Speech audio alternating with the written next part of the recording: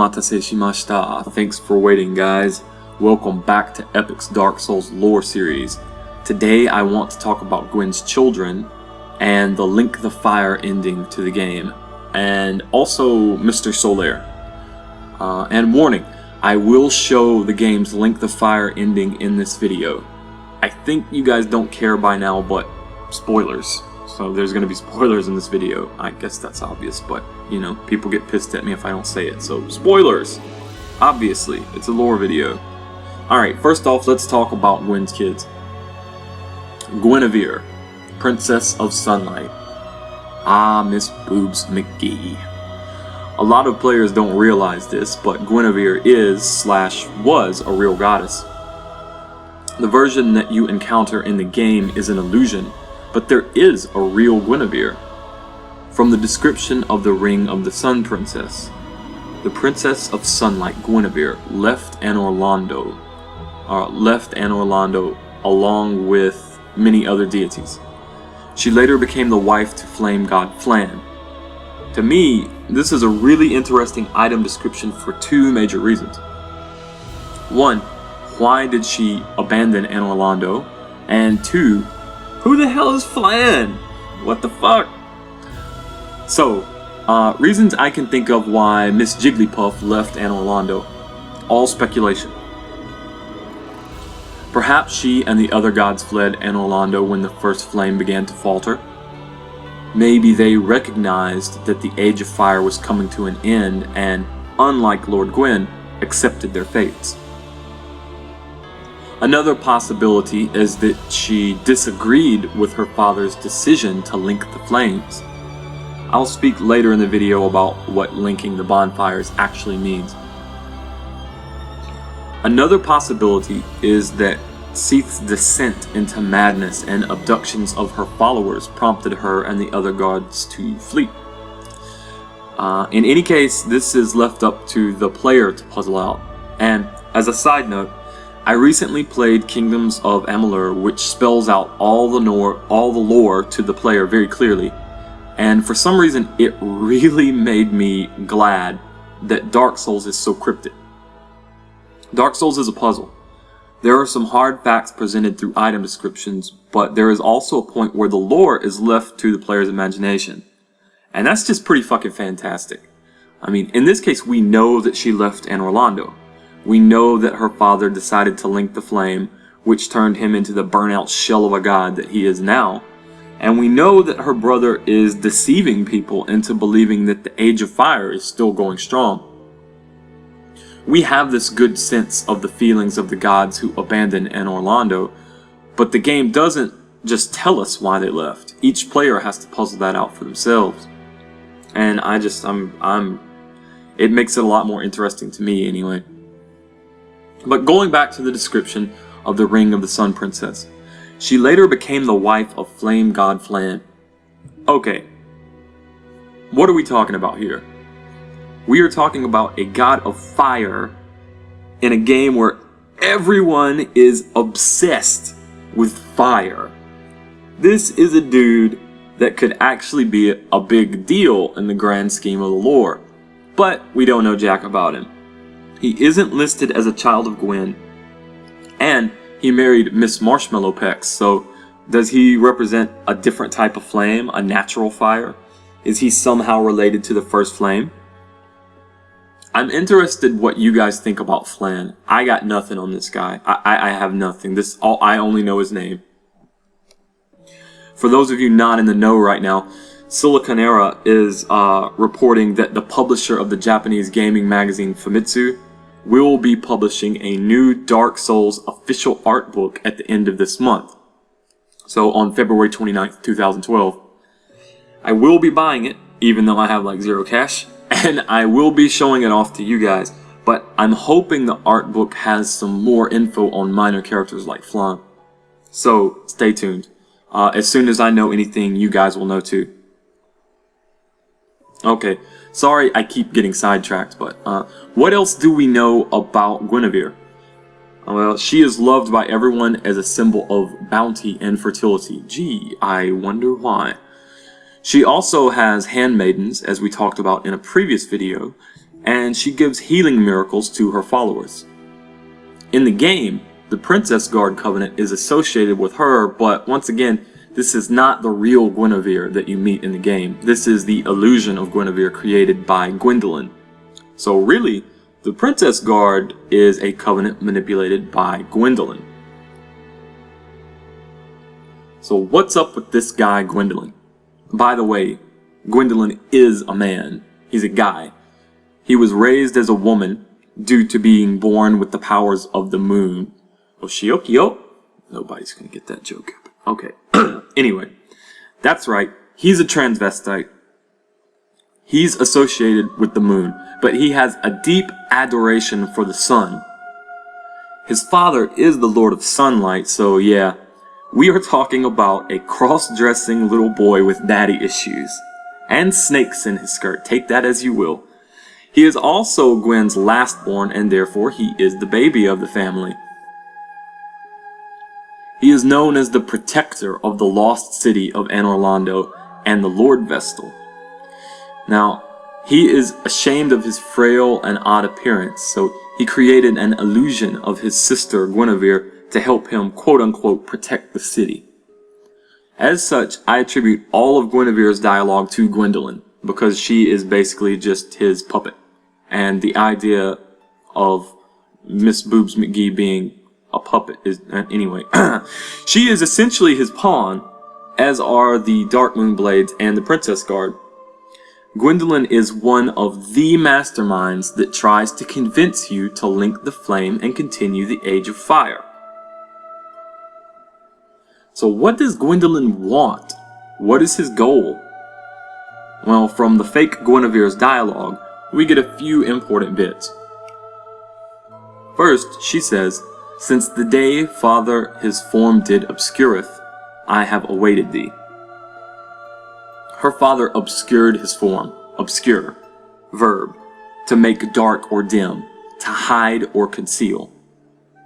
If you interpret Gwyn to literally be the power of sunlight in the world of Dark Souls, then this means she has been waiting since twilight fell in Anorlando. Or it could simply mean since he left Anorlando to go to the kiln of the first flame. There are other interpretations, but I think these are the most probable.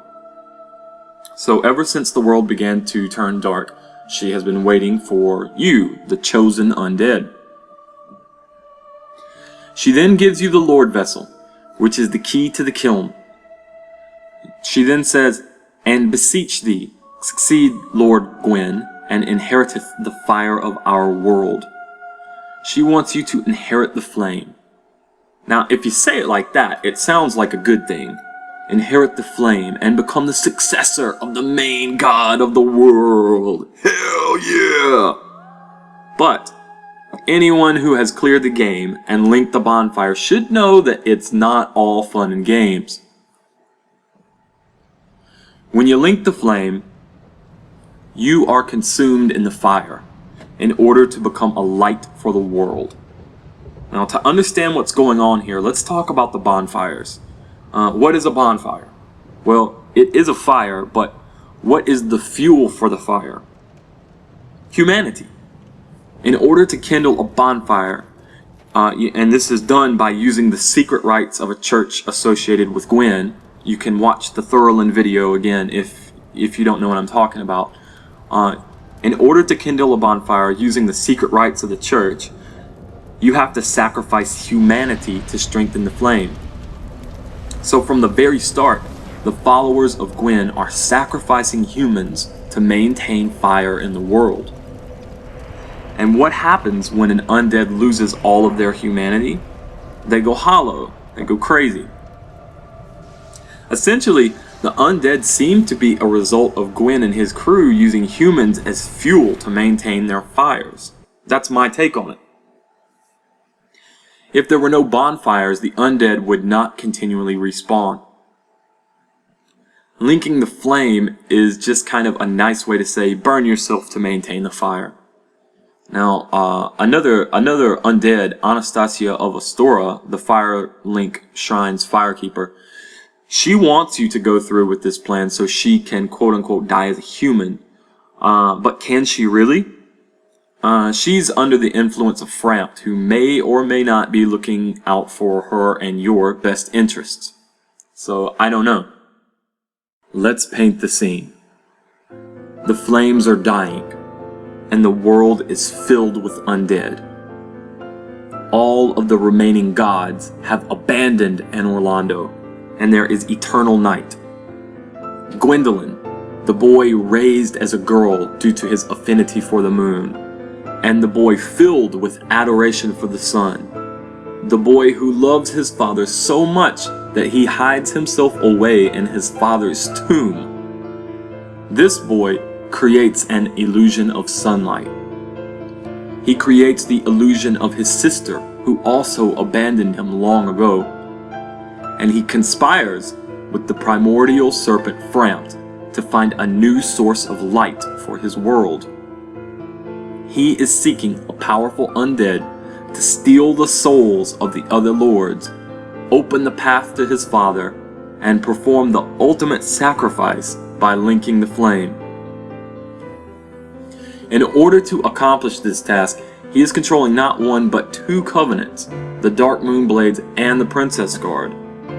The Princess Guard, along with Ornstein and Smo, the Silver Knights, all of the residents of Anor Londo, protect the illusion of Guinevere. It's not clear whether or not they know she is an illusion, but by protecting her, they are effectively hiding the truth about Anor Londo. And they also serve as a test.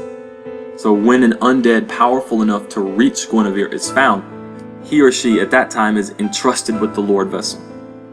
Now, what better way to keep a powerful potential enemy from causing problems than to trick them into becoming your pawn? Gwendolyn is indirectly controlling all of these events using his illusions. Meanwhile, he is very directly in charge of the Blades of the Darkmoon. The Blades of the Darkmoon punish those who break the laws of the gods. If you learn the truth about Anor Londo by breaking Gwendolyn's illusion, the Blades will hunt you. If you learn the truth by trespassing on his father's tomb, the Blades will hunt you. If you invade and kill another player as a Dark Wraith, the Blades are coming, baby. And speaking of the Darkmoon Blades, one of my favorite characters in the game, actually, the Darkmoon Knightess, is another just really interesting character. After she became undead, she found Gwendolyn in Anor Londo, which, by the way, means she is a badass capable of clearing Sin's fortress. Now, at that time, she became a Blade of the Darkmoon, and she became a Firekeeper. That's right, you can apparently become a Firekeeper. That's a really interesting little bit of lore that was hidden there. She received her pimpin' armor set, man. I love that armor set. But she received her brass armor set, which hides her hideous form. So, why is she so ugly? Why is she so hideous? What's so ugly about her? If you check out her soul's description, and by the way, each of the unique Firekeepers in the game, their souls have different descriptions from the generic Firekeeper souls. So all of the different Firekeeper souls have different descriptions, so you should check that out. If you look at hers, you see that it says, a Firekeeper's soul is a draw for humanity, and held within their bosoms, just below a thin layer of skin, are swarms of humanity that writhe and squirm. Nasty. So Firekeepers can easily collect humanity, which is useful for maintaining the fire, because you have to feed humanity to the bonfire to keep it going, to fire it up. Now, what is the difference between a normal soul and a Firekeeper soul? Firekeeper souls are fused with humanity. If you use one, you'll see that you gain humanity for it, quite unlike a normal soul. Their souls are gnawed by infinite humanity. Another interesting note about Firekeepers is that all of the ones that I know of in the game are female. Additionally, they all have some physical burden or some physical handicap as well. The Fair Lady is blind, the Knightess has a hideous form, and Anastasia is mute. She can't speak. unless you revive her and restore her speech. And even if you do restore her speech, she isn't particularly happy about it.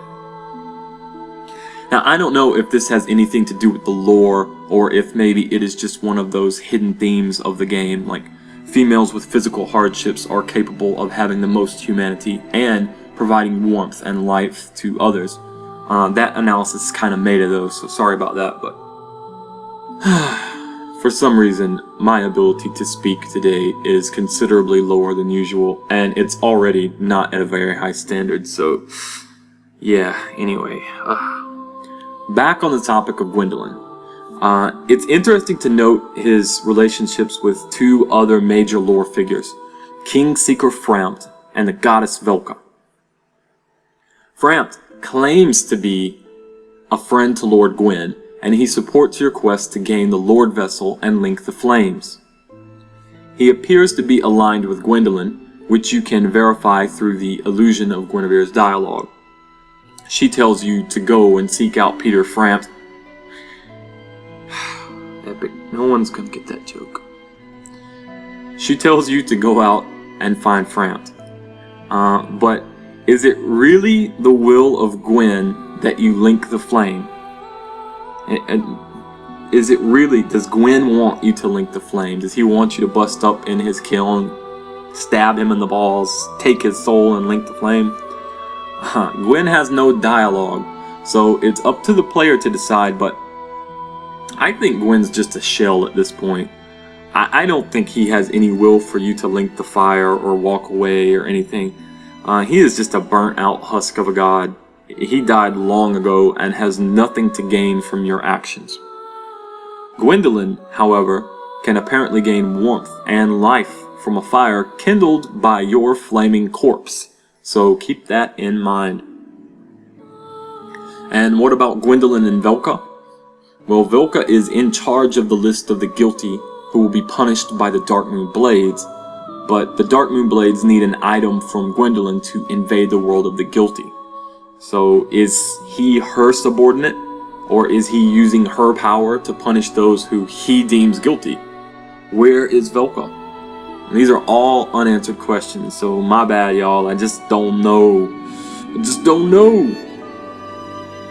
Okay, there's one more big thing I've got to talk about today, because people are going to kill me if I don't talk about it. I know a lot of people are screaming at their monitors right now. Epic! Gwyn has another child! His firstborn son! Solaire! Solaire is his son! And a smaller minority is screaming, no, you idiots! Ornstein is Gwyn's son! And I'm sure someone out there is all like, no, you guys, it's the pygmy! You gotta use the pendant, noobs! EMB gonna cut through the shit now. Solaire. Is he Lord Gwyn's long-lost firstborn son? Answer? I don't know. We don't know for sure.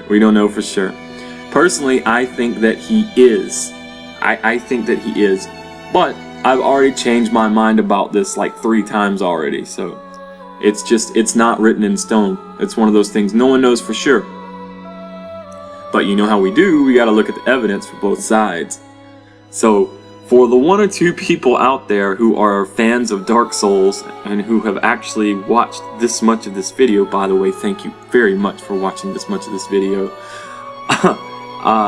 So for the 1 or 2 people who don't know right now what this debate is all about, it all comes from the description of the Ring of the Sun's firstborn. Lord Gwyn's firstborn, who inherited the sunlight, once wore this ancient ring. It boosts the strength of your miracles.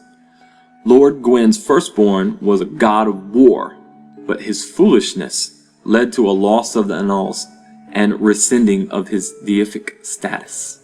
Today, even his name is not known.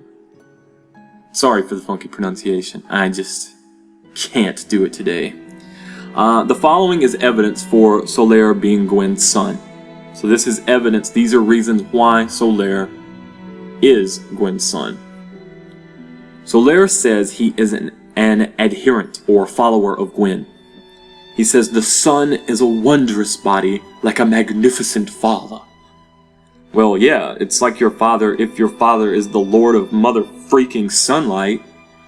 Solaire also says that I've come to seek my very own son. And going back to the description of the Ring of the Sun's Firstborn, it says he inherited the sunlight, but his status as a deity was rescinded.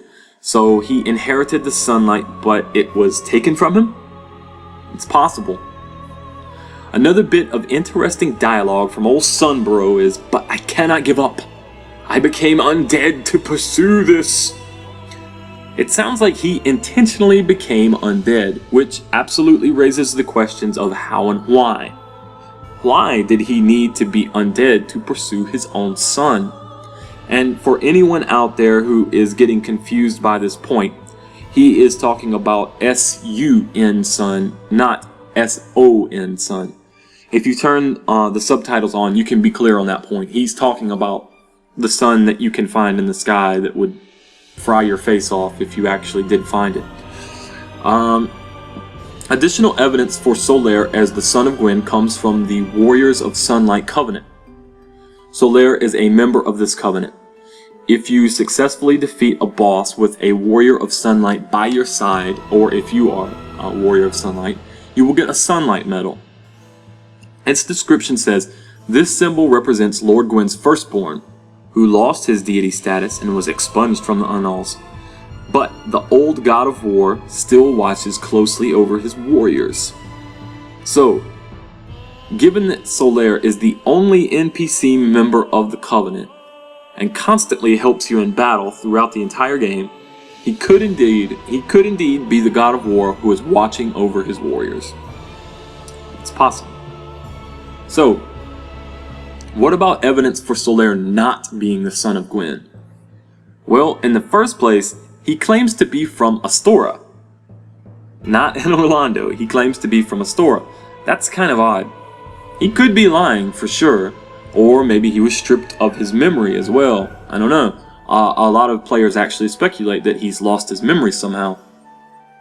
But that's unlikely, because the Sunlight Blade description says, when the eldest son was stripped of his deific status, he left this on his father's coffin, perhaps as a final farewell.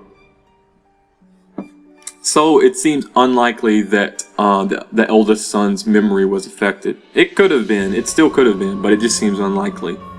That also basically means that he was stripped of his status by the other gods, not Gwyn. Gwyn was already deceased. So who could it be? Gwendolyn and his cohorts, perhaps? Interesting stuff.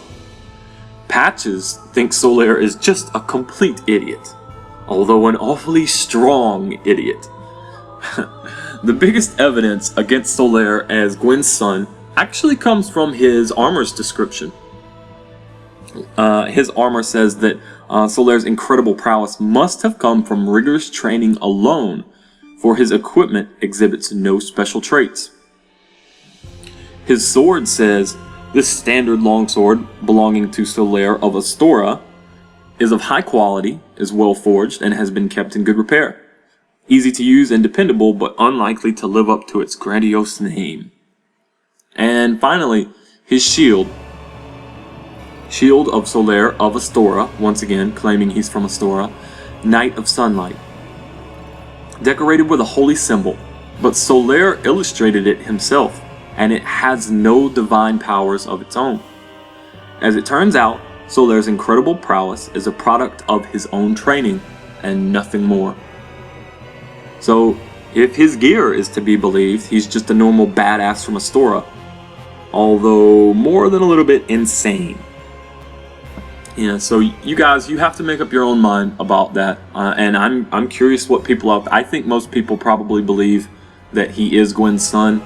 I kind of lean in that direction, but you know, there's evidence for both sides for sure. So let me know what you think about that. And actually, yeah, that's gonna wrap us up for now. This is going kind of long. I got work like right now, so I gotta run. As usual, if I missed something or made a mistake, let me know below, or just add your own speculation. It's certainly welcome. Next time, I'm thinking about talking about the serpents, Frampt and Cath. I can't talk today. The Dark Lord ending and New Londo, maybe. I'm not sure yet. I'm still thinking. Stonefang Mine from Demon Souls will be coming soon. The art book video hopefully coming first week of March, maybe. It's not too expensive. Well, I don't have much cash to spare right now, but I will find a way. So, yeah. Thanks for watching. Stay sexy, bitches.